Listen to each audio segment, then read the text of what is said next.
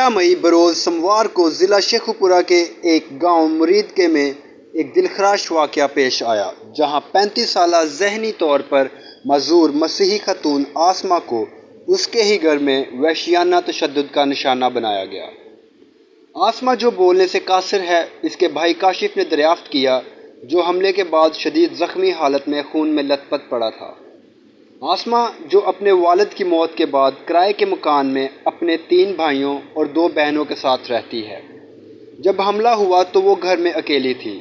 इसके घर के अफराद आम तौर पर दिन के वक्त काम के लिए मसरूफ़ थे, जब एक नामालूम हमलावर मुबैना तौर पर उनके घर में दाखिल हुआ।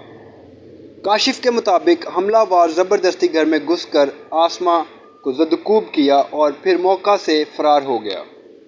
मकामी लोगों और ख़ानदान के लोगों का कहना है कि हमारी किसी से कोई ज़ाती दुश्मनी नहीं है, हमारी बहन को इस तरह के जुल्म का निशाना क्यों बनाया गया।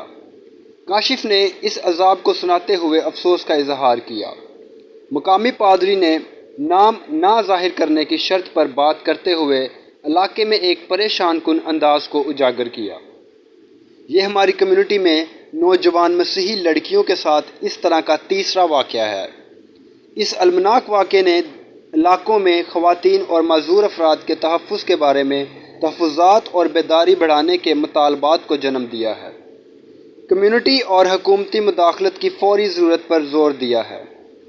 हम अपने नाज़रीन को आसमा मसीह से मुतल्लिक़ा अपडेट्स के लिए आगाह करते रहेंगे और इससे जुड़ी कोई भी नई खबर मिलती है तो हम आप तक पहुँचाएँगे। मालूमात का काबिल एतमाद ज़रिया CRC।